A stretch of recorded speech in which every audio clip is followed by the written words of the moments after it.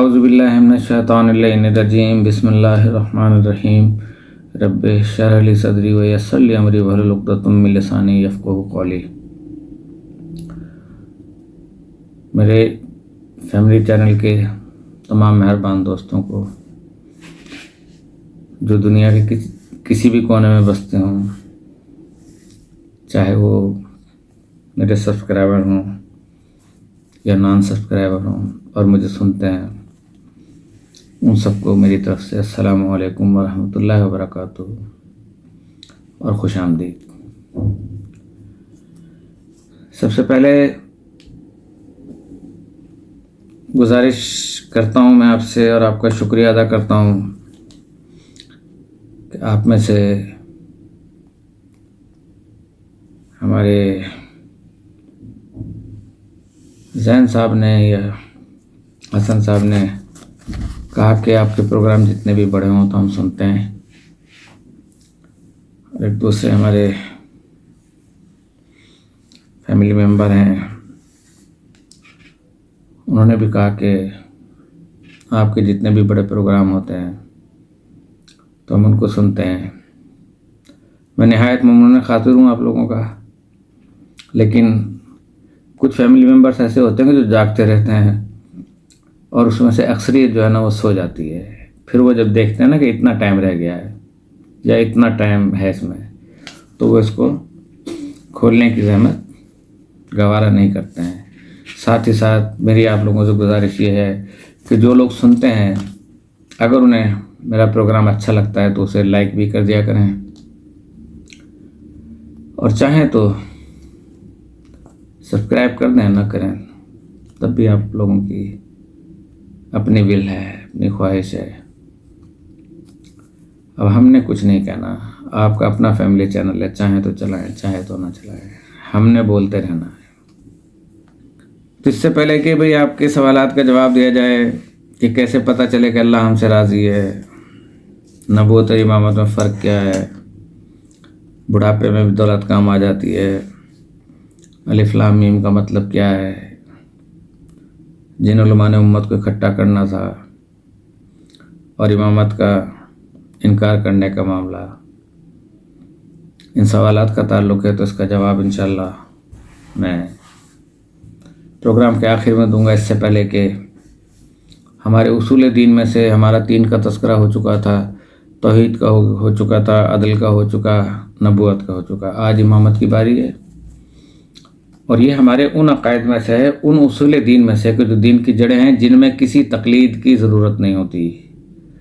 اس پہ کوئی بھی بندہ اوپر نیچے ایک لفظ بھی زیر زبر جزم نہیں کر سکتا۔ اسی عقیدے پہ دین کی اسلام کی بنیاد قائم ہے، پوری بلڈنگ اسی کے اوپر جو ہے نا وہ ہے۔ ہمارے کچھ بھائی جو ہیں انہوں نے 3 رکھے ہیں سلسلے، اور وہ رکھا ہے توحید کا، نبوت کا اور قیامت کا۔ لیکن میں ان حقائق سے آپ کو آگاہ کرنا چاہ رہا ہوں کہ جو لاجیکل ہوں۔ تو میں بتا دوں کہ امامت کا جو معاملہ ہے، جو سوالات پوچھے گئے ہیں، اس میں کچھ وقت درکار ہے، اس لیے کہ وہ اس پروگرام میں احاطہ نہیں ہو سکتا اس کا، اور مجھے سکون نہیں ہوگا اس وقت تک جب تک کہ میں باقاعدہ اس کے آپ کو دلائل جو ہے قرآن و سنت کی روشنی میں نہ دوں، اور انشاءاللہ آپ کو باقاعدہ مطمئن نہ کروں۔ تو سب سے پہلی بات یہ تھی کہ ہمارے پاس جو ہم جس چیز کو لے کے چل رہے تھے وہ تھا امامت۔ تو اصول دین میں سے چوتھا جز امامت ہے، کہ جس پہ ہمیں بے چون و چراہ اللہ کی توحید، عدل اور نبوت کی طرح اس پر ایمان ہمیں لانا ہے۔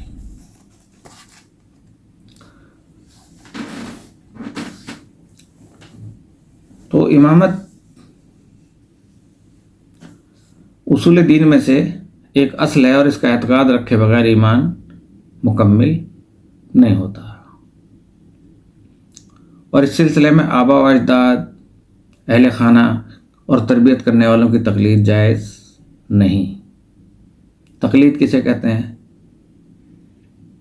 دنیاوی معاملات میں ہم کسی کی تقلید کریں گے جو نئے مسائل وہ بیان کر رہا ہے اور اس میں ہمیں کوئی شرعی مسائل ایسے درپیش آ جاتے ہیں تو اس میں ہم تقلید کر سکتے ہیں کسی کی بھی، لیکن ان اصولوں پہ کہ جو دین کے اصول ہیں، یہ 5 عقائد پہ کوئی تقلید نہیں ہے، اس پہ کوئی سودے بازی نہیں ہے اور اس پہ کسی کی جرات نہیں ہے کہ وہ اس کو تبدیل کر سکے، کیونکہ یہ سب اللہ تعالیٰ کی طرف سے مقرر کرتا ہے۔ تو چاہے وہ کتنے ہی عظیم بزرگ کیوں نہ ہوں، بلکہ اس میں غور و فکر ضروری ہے، جیسا کہ توحید و نبوت میں نظر و فکر ضروری ہے، اور اگر یہ اصول دین سے نہ بھی ہو پھر بھی تقلید جائز نہیں، اس وجہ سے کہ یہ اصل ہے، کیونکہ اس کا اعتقاد اس جہت سے واجب ہے کہ مکلف کا ان تکالیف سے فارغ الذمہ ہونا واجب ہے کہ جو حکم فرما دیا گیا اس پہ عمل ہر صورت پہ کرنا اور ان کی معرفت ہر صورت میں حاصل کرنی ہے۔ تو جو اس پر واجب و فرض کی گئی ہیں وہ سب طریق یقینی سے معلوم نہیں، بس ایسے شخص کی طرف رجوع کرنا ضروری ہے کہ جس کی اتباع سے ہمیں فراغت و ذمہ کا قطعی یقین پیدا ہو جائے۔ امامت بھی نبوت کی طرح اللہ تعالیٰ کی طرف سے لطف ہے، نعمت ہے۔ ہر زمانے میں ایک امام اور ہادی کی ضرورت ہے جو کہ نبی کے وظائف و فرائض میں اس کی جانشینی اور خلافت کرے، یعنی امام کا کام انسانوں کی ہدایت اور رہبری کرنا ہے ان چیزوں کی طرف جن میں دنیا و آخرت کے لحاظ سے صلاح، بھلائی اور سعادت یہ ہیں، اور امام کی وہی قدر و منزلت ہوتی ہے جو نبی کی ہوتی ہے۔ یہ کہ لوگوں پر ان کے حالات و مصالح کی تدبیر کرنے اور ان میں عدل و انصاف قائم رکھنے اور ان کے درمیان سے ظلم و عدو ان کو دور کرنے کے لحاظ سے ولایت عامہ اور حکومت عمومی ہے۔ بس اس بنا پر امامت اور نبوت کا استمرار اور باقی رکھنا ہے، اور وہی دلیل جو ارسال رسل اور بعثت انبیاء کی موجب اور سبب ہے، وہی بعین ہی رسول کے بعد امام کے مقرر ہونے کی بھی ہے۔ اسی لیے ہم کہتے ہیں کہ امامت نہیں ہوتی مگر نسِ خداوندی سے، جو نبی یا اس سے امام سے پہلے والے امام کی زبان سے جاری ہو، اور امامت لوگوں کے اختیار و انتخابات سے نہیں ہوا کرتی۔ بس انسان کو یہ حق نہیں کہ جب کسی کو امامت کے لیے نصب کرنا چاہیں تو نصب کر لیں، اور جب کسی کے لیے اپنا امام معین کرنا چاہیں تو معین کر دیں، اور جب اس کے تعین کو ترک کرنا چاہیں تو ترک کر دیں، تاکہ ان کے لیے امام کے بغیر باقی رہنا صحیح و صادق ہے۔ بلکہ الکافی میں جلد نمبر 1 نیا بیع المودت کہ جو شخص مر جائے اور وہ اپنے زمانے کے امام کی معرفت نہ رکھتا ہو، وہ جاہلیت و کفر کی موت مرا اور مرتا ہے۔ تو اس بنا پر یہ جائز نہیں ہے کہ کوئی زمانہ بھی امام مفروض اطاعت کہ جس کی اطاعت فرض ہے اور منسوب من اللہ ہے، جو اللہ کی طرف سے نسب شدہ ہو، اس سے خالی ہو جائے، نوع بشر اس کا اقرار کرے یا نہ کرے، اور چاہے اس کی مدد کرے یا نہ کرے، اس کی اطاعت کرے یا نہ کرے، چاہے وہ امام حاضر ہو یا لوگوں کی نظروں سے غائب ہو، کیونکہ جس طرح یہ صحیح ہے کہ نبی غائب ہو جائے، جیسا کہ حضور غار میں یا شیب ابی طالب میں چھپے رہے، اسی طرح صحیح ہے کہ امام بھی غائب رہے، اور حکم اور عقل میں غیبت کے طول و قصور کمی میں کوئی فرق نہیں۔ ارشاد پروردگار ہوتا ہے قوم ہاد میں، وَلِكُلِّ قوم ہاد سورہ رعد 8 میں، کہ ہر قوم کے لیے ایک ہادی ہے، اور فرماتا ہے کہ وَإِن مِّن أُمَّةٍ إِلَّا خَلَا فِيهَا نَذِيرٌ، سورہ فاتر کے اندر آیت نمبر 34 میں ہے کہ کوئی ایسی امت نہیں کہ جس میں ڈرانے والا نہ رہا ہو۔ اب قرآن شریف کریم آفاقی کتاب ہے، یونیورسل بک ہے، ایسا کیسے ممکن ہے کہ ایک زندہ قرآن تو رہے موجود اور کوئی ہدایت دینے والا نہ ہو اور کوئی ہادی برحق اس دنیا میں نہ ہو؟ تو پھر یہ قرآن شریف کس کے لیے؟ اس سے کون ہمیں بتائے گا؟ ہم کس طریقے سے اس کو سمجھیں گے؟ پھر تو یہی ہوگا کہ جس کا جو دل چاہے تعریفات بھی کرے، جو دل چاہے سب کچھ کرے، لیکن جب تک قرآن شریف کا وجود دنیا میں باقی ہے اس وقت تک ہادی کا وجود ہونا لازمی ہے، کیونکہ قرآن شریف نازل ہوا نبی کریم صلی اللہ علیہ وآلہ وسلم پر، اور ہمیشہ یہ زندہ قرآن ہے، زندہ معجزہ ہے نبی کریم صلی اللہ علیہ وسلم کا، تو زندہ ہمیشہ زندہ کے ساتھ ہی رہے گا، تو ہمیں ان کی معرفت ہونا لازمی ہے۔ تو جس بنا پر یہ جائز نہیں کہ کوئی زمانہ بھی امام مفروض اطاعت، جس کی اطاعت فرض ہے اور منصوص من اللہ ہو، جو اللہ کی طرف سے نصب شدہ ہو، اس سے خالی ہو جائے، نوع بشر اس کا اقرار کرے یا نہ کرے، تو کوئی بھی ایسی امت نہیں کہ جسے کوئی ڈرانے والا نہ ہو۔ امام کے لیے مثل نبی کے ضروری اور واجب ہے کہ وہ ظاہری اور باطنی تمام رذائل و فواحش سے، محض سے لے کر لحد تک، عمدن و سہون، شعوری طور پر معصوم ہو، جیسا کہ واجب ہے کہ وہ سہون و خطا و نسیان سے بھی معصوم ہو، کیونکہ امام محافظ شریعت ہوا کرتے ہیں نبی کے بعد، کہ نبوت ختم ہو گئی، اب نبوت ختم ہونے کے بعد جب حضرت ابراہیم علیہ السلام نے کہا کہ میری ذریت میں سے بھی ایک امام پیدا فرما، نبوت اللہ تعالیٰ نے خود دی، امام بنانے کا حضرت ابراہیم علیہ السلام کو اللہ نے خود کہا، لیکن حضرت ابراہیم کی یہ فرمائش ہوئی اللہ تعالیٰ سے کہ میری ذریت میں سے بھی امام بنا۔ اللہ تعالیٰ کہہ سکتا تھا کہ ہم نے تمہیں امام بنایا، اب تم امام بنا لو، لیکن کیونکہ منصوص من اللہ ہونا تھا تو اللہ تعالیٰ نے ان کو بیک وقت دو عہدے دیے، ایک نبوت کے، ایک امامت کا، اور پھر ان کی فرمائش پہ حضرت ابراہیم علیہ السلام کی کہ میری ذریت میں بھی امام بنا، نبوت کے علاوہ بھی۔ تو جب نبی کریم صلی اللہ علیہ وسلم نے اس دنیا سے پردہ پوشی فرما لی اور خاتم النبیین کا حکم آ گیا، تو اب نبوت تو ختم ہو گئی، لیکن امامت کے ختم ہونے کا بھی انکار نہیں آیا، وہ ابھی تک حضرت ابراہیم کی ذریت میں سے باقی ہے، اور ہمیں اس پہ ایمان لانا ہے۔ اسی وجہ سے کلام پاک آج ہمارے لیے زندہ معجزہ ہے۔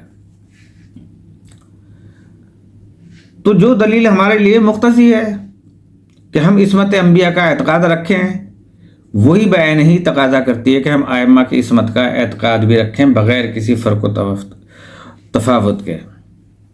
تو لیس علی اللہ بمستنکر ان یجمع العالم فی واحد، خدا کے لیے کوئی بعید نہیں کہ وہ سارے عالم کے کمالات ایک ہی شخص میں جمع کر دے۔ امام کے لیے نبی کی طرح ضروری اور واجب ہے کہ وہ صفات میں شجاعت و کرم، عفت و صدق و عدالت اور علم و حکمت اور خلق میں تمام لوگوں سے افضل ہو۔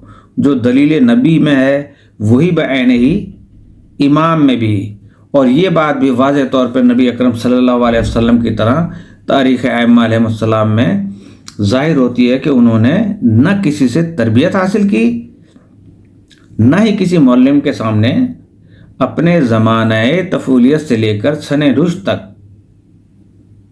جوانی تک زانو ادب طے کیا ہو، یہاں تک کہ قرأت و کتابت بھی کسی سے نہیں سیکھی، اور ان میں سے کسی کے لیے یہ ثابت نہیں ہوا کہ وہ کسی مکتب میں، کسی اسکول میں، کسی مدرسے میں داخل ہوئے ہوں یا کسی استاد سے کوئی چیز سیکھی ہو، باوجود اس کے کہ ان کی منزلت اور ان کی علمی کا کہ جس کا مقابلہ نہیں ہو سکتا، اور کسی چیز کا سوال ان سے نہیں کیا گیا، مگر یہ اسی وقت انہوں نے اس کا جواب دیا اور ان کی زبان پر لا اردی، میں نہیں جانتا کہ فکرہ نہیں گزرا، کہ ان ائمہ میں سے کبھی کسی نے یہ کہہ دیا ہو کہ کوئی سوال اگر پوچھا ہو تو وہ یہ کہیں کہ یہ میری نظر سے نہیں گزرا، اور نہ ہی جواب میں مراجع کتب یا تأمل و تفکر وغیرہ کے لیے تاخیر ہوئی۔ یہاں میں تھوڑی سی دیر کے لیے اگر رک جاؤں اور میں آپ کو واضح کرتا چلوں کہ سوال بھی اٹھتے ہیں، افسوس بھی ہوتا ہے امت مسلمہ کے اوپر کہ اگر ہم یہ تسلیم کر لیتے ہیں کہ نبی کریم صلی اللہ علیہ وسلم کے بعد صحابہ کرام جو ہے وہ انہوں نے نظام کو چلانا ہے، تو نہ فقہ صحابیت کوئی نافذ ہوئی، نہ فقہ محمدی کوئی نافذ ہوئی۔ کافی عرصے کے بعد جا کر 4 فقہ بنے، جن میں سے فقہ صحابیت بھی نہیں ہے کہ فقہ فاروقی ہوتی، فقہ صدیقی ہوتی، فقہ عثمانی ہوتی، فقہ علویہ یا فقہ اہل بیت، یہ موجود ہے، اس وقت سے موجود ہے، اب تک ہے، اور ان کی ذریت میں سے، آل ابو طالب کی ذریت میں سے، نبی کریم صلی اللہ علیہ وسلم کی اہل بیت میں سے کوئی یہ ثابت کر دے کہ انہوں نے کسی سے تعلیم حاصل کی ہو اور اس کے بعد انہوں نے یہ کہا ہو کہ میں فلاں کی شاگردی میں اتنے دن رہا، میں فلاں کا جو ہے وہ شاگرد رہا، اتنے سال میں نے فلاں کی شاگردی میں گزارے، نہیں۔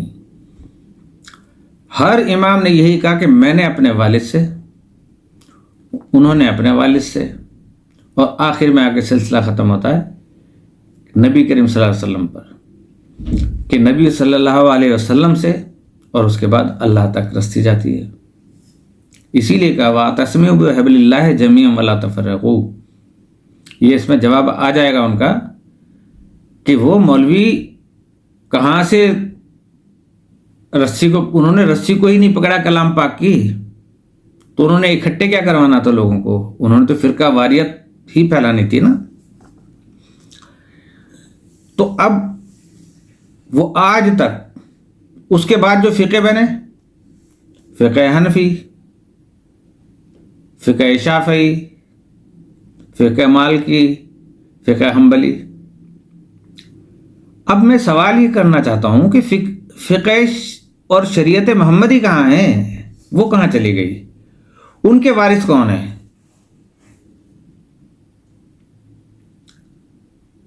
ہم نے اپنا امام بنا لیا ان کو، ان کی کتابیں ہمارے پاس آ گئیں، اب اس میں جو کچھ لکھا ہے وہ فقہ بن گیا۔ انہوں نے احادیث کہاں سے لیں؟ وہ خود بیچارے محتاج ہیں ان راویوں کے کہ فلاں نے فلاں سے کہا، فلاں نے فلاں سے کہا، فلاں نے فلاں سے کہا، کرتے کرتے کوئی 20-50 کا جو ہے نا حوالہ دیتے ہوئے وہ فقہ بنانے والے امام نے پھر اپنی حدیث میں لکھا، تو فقہ کے امام تو پھر ان کو ہونا چاہیے تھا جس نے پہلے بنایا تھا، جس نے پہلے بتایا تھا کہ بھئی میں نے نبی کریم صلی اللہ علیہ وسلم سے سنا۔ اسی طریقے سے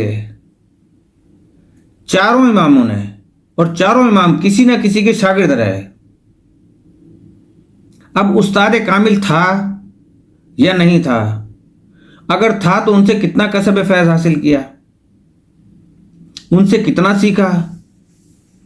کسی سے جو ہے وہ الف سے لے کے سا تک سیکھا ہوگا، پھر وہاں سے ہٹ گئے، پھر دوسرے کے بعد چلے گئے، پھر سا سے لے کے جو ہے نا وہ ہا تک سیکھا ہوگا، پھر ہا سے لے کے جو ہے وہ جی اپنا کاف تک سیکھا ہوگا۔ تو مختلف لوگوں کی صحبتوں میں رہ رہ کر اور ان سے علم سیکھ کر اور اس کے بعد یہ روایتیں دیکھ دیکھ کر کہ جو جن کے سقا ہونے کا بخدا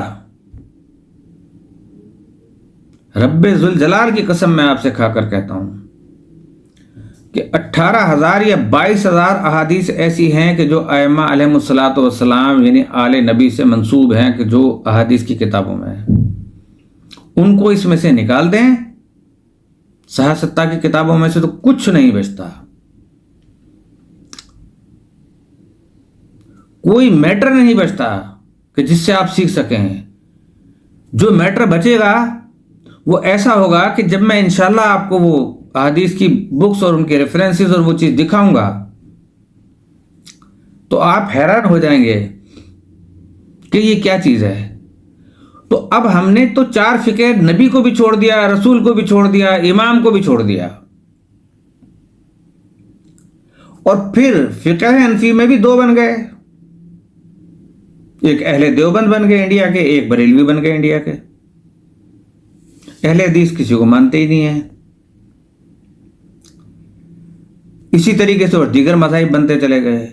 یہی وجہ تھی، یہی کمزوریاں تھیں کہ جس کی وجہ سے پھر نئے نئے مذہب بننے کا موقع ان لوگوں نے فراہم کیا، اور یہ فرقے بنتے چلے گئے، اس لیے کہ انہوں نے اس رسی کو چھوڑ دیا۔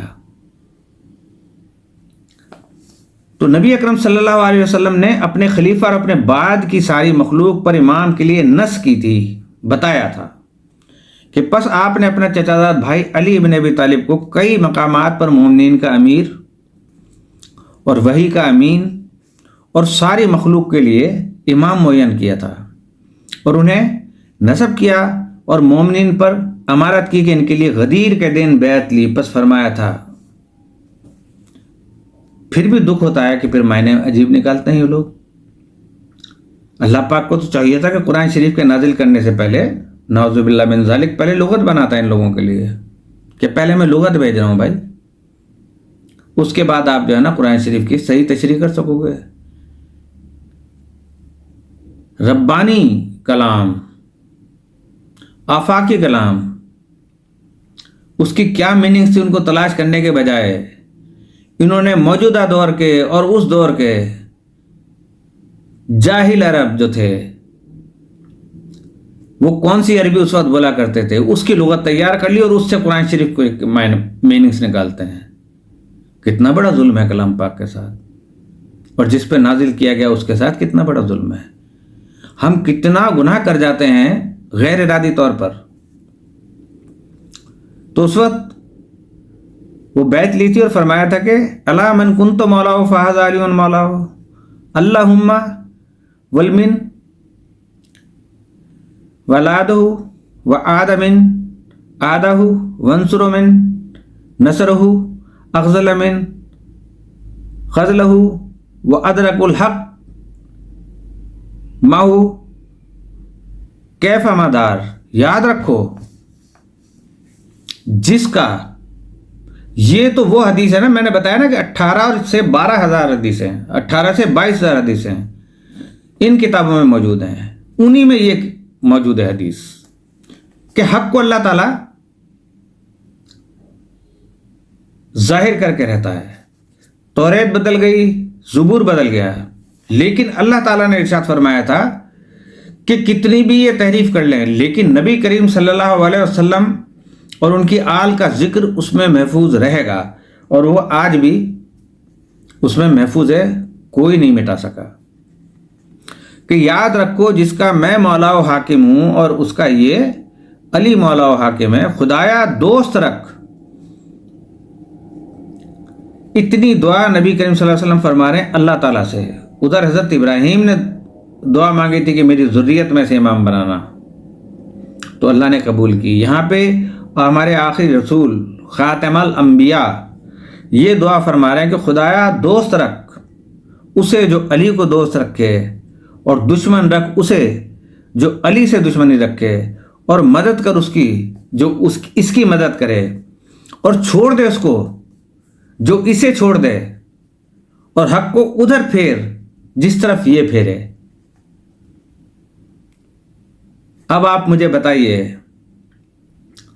کہ نبی کریم صلی اللہ علیہ وسلم کی طرف اور ان کی پردہ پوشی کے بعد حق کس طرف چلا گیا؟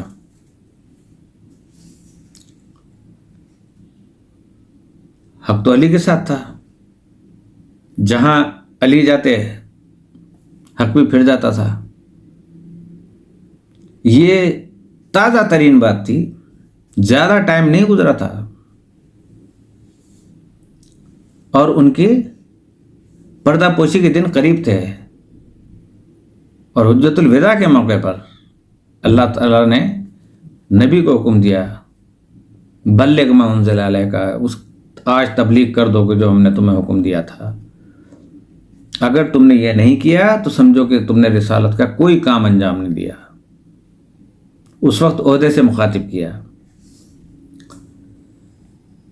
اور پھر سب سے پہلا مقام کہ جس میں رسول اکرم صلی اللہ علیہ وسلم نے آپ کی امامت پر نص فرمائی تھی، اور جب آپ نے اپنے زیادہ قریبی رشتہ داروں اور قبیلے کے قریبی لوگوں کو بلا کر فرمایا تھا کہ یہ میرا بھائی، میرا وصی اور میرے بعد میرا خلیفہ ہے، بس اس کی بات کو سننا اور اس کی اطاعت کرنا۔ حالانکہ حضرت علی اس وقت بچے تھے اور حد بلوغ تک نہیں پہنچے تھے، اور آپ نے کئی بار اپنا یہ قول دہرایا تھا کہ انت منی بمنزلت ہارون من موسیٰ الا انہ لا نبی بعدی، تجھے مجھ سے وہی نسبت و منزلت ہے جو ہارون کو موسیٰ سے تھی، مگر یہ کہ میرے بعد کوئی نبی نہیں۔ اس جملے میں کہ میرے بعد کوئی نبی نہیں، اس کو تبدیل کس طرح کیا گیا کہ اگر میرے بعد کوئی نبی ہوتا، دونوں میں جملہ کہ اگر میرے بعد کوئی نبی ہوتا، تو اگر کا لفظ جو ہے وہ بتاتا ہے کہ تحریف شدہ ہے، اور یہاں پر یہ ہے کہ میرے بعد کوئی نبی نہیں ہے، کہ اگر میرے بعد کوئی نبی ہوتا تو فلاں ہوتا۔ دکھ کی بات نہیں ہے، ظلم نہیں کیا ہے سچ کو چھپا کے۔ یہ اور ان کے علاوہ دیگر روایات و آیات جو آپ کے لیے عمومی دلالت کو اور ولایت کو ثابت کرتی ہیں، مثلا سورہ مائدہ کی آیت نمبر 55 آپ پڑھیں، انما ولیکم اللہ ورسولہ والذین آمنوا الذین یقیمون الصلاۃ ویؤتون الزکاۃ وہم راکعون۔ پس تمہارا ولی اور حاکم اللہ اور اس کا رسول ہیں، اور وہ لوگ جو ایمان لائے، جو نماز کو قائم کرتے ہیں اور حالت رکوع میں زکوٰۃ ادا کرتے ہیں۔ اللہ نے بتا دیا کہ ولی تین ہیں، انما ولیکم اللہ ورسولہ والذین آمنوا الذین یقیمون الصلاۃ ویؤتون الزکاۃ وہم راکعون، اور تیسرے وہ ہیں کہ جو رکوع کی حالت میں زکوٰۃ دیتے ہیں اور نماز کو قائم کرتے ہیں۔ اور یہ آیت آپ کی شان میں اس وقت نازل ہوئی جب آپ نے حالت رکوع میں، یعنی حضرت علی نے حالت رکوع میں اپنی انگوٹھی بطور صدقہ دی، پھر حضرت علی نے امام حسن اور امام حسین کی امامت پر نص کی، اور امام حسین نے اپنے بیٹے امام زین العابدین پر نص کی۔ اس طرح یکے بعد دیگرے ہر سابق امام اور سابق امام لاحق پر نس کرتا رہا آخر حد تک، جو کہ ان کا آخری امام ہے، جیسا کہ ہم چل کے کل شاید بیان کریں وہ ہوگا۔ تو وہ ائمہ جن کے لیے امامت حقہ کی صفت ثابت ہو، جو کہ احکام شریعہ میں ہمارے مرجع ہیں، ہمارے زمانے کے امام ہیں، کہ جن کی امامت پر نص وارد ہوئی ہے، وہ 12 امام ہیں جن پر نبی اکرم صلی اللہ علیہ وسلم نے ان کے ناموں کے ساتھ نص کی ہے، ناموں کے ساتھ بتایا ہے۔ پھر ان میں سے سابق نے اپنے بعد والے نص پر گفتگو کی، اور ان 12 ائمہ علیہ السلام سے آخری امام ہی ہمارے زمانے کے حجت خدا ہیں، جو غائب و منتظر ہیں۔ اجل اللہ فرجہ سہل اللہ مخرجہ، خداوند عالم ان کے خروج و ظہور میں جلدی کرے اور ان کے خروج کو آسان کرے، تاکہ وہ زمین کو عدل و انصاف سے پر کریں، اور اس کے بعد ظلم و جور سے یہ دنیا جب پر ہوگی، اور حضرت عیسیٰ ان کی امامت میں نماز پڑھیں گے۔ تو اب یہاں پہ بات یہ ہے کہ اہل بیت سے تو دشمنی اس وقت سے شروع ہو چکی تھی کہ جب جنگ خندق، جنگ احد میں بنو امیہ کے خلاف حضرت علی علیہ السلام نے، نبی کریم صلی اللہ علیہ وسلم نے اور صحابہ کرام نے فتح حاصل کی، اور ان کے بہت سے لوگ مقتول ہوئے، قتل کیا انہیں۔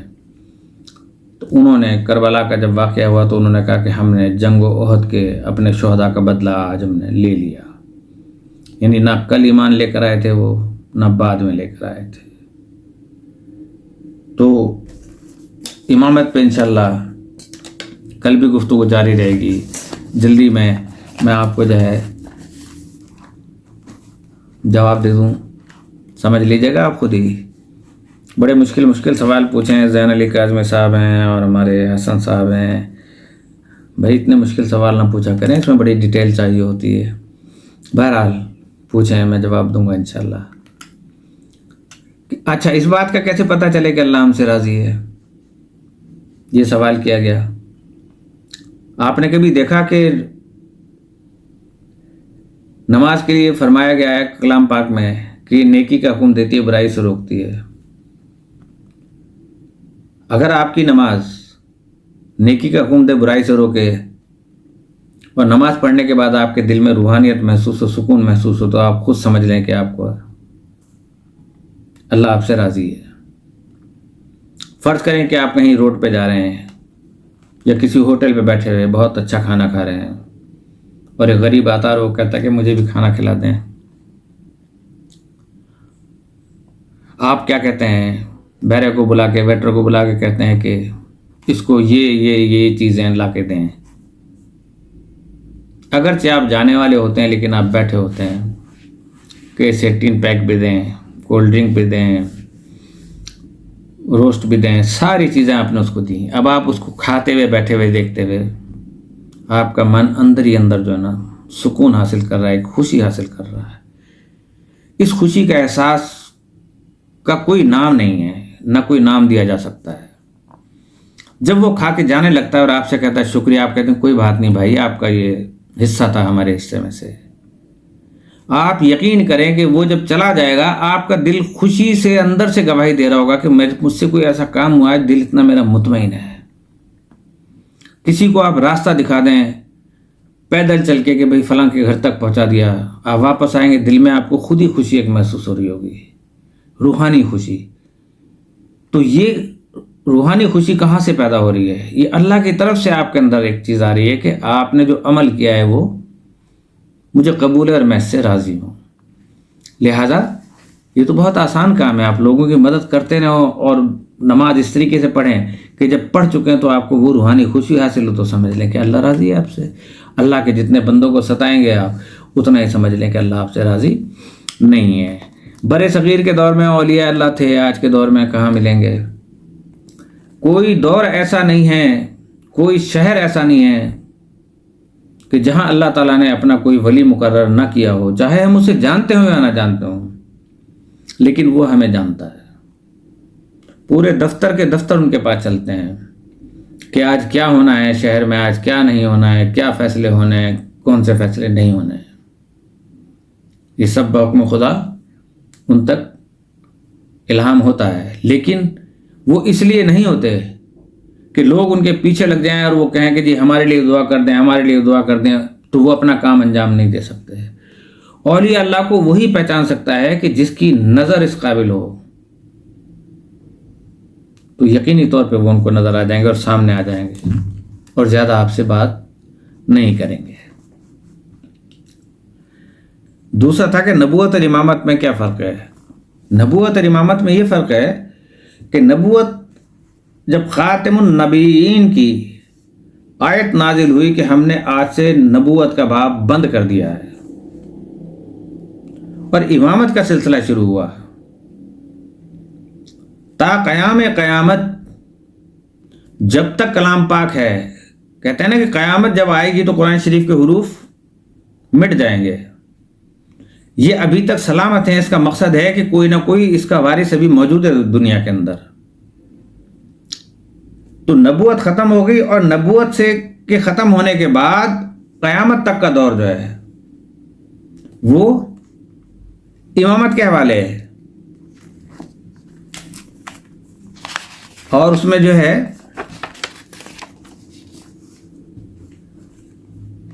جب امامت کا وقت آئے گا اور آخری جانشین نبی کریم صلی اللہ علیہ وسلم کے دنیا میں تشریف لائیں گے، حضرت امام مہدی آخر الزمان. وہ زمانے نا حاضہ ہیں، آج بھی موجود ہیں، لیکن غیبت میں ہے، زمانے غیبت میں ہے. وہ کہتے ہیں روزانہ میں ہر مومن کی جو ہے نا زیارت کرتا ہوں، دیکھتا ہوں، اگر ہمارا ہاتھ نہ ہو ان کے اوپر تو ان کا جینا جو ہے نا وہ مشکل ہو جائے. تو وہ ہم اس قابل ہو جائیں کہ اللہ پاک ہمیں ان تک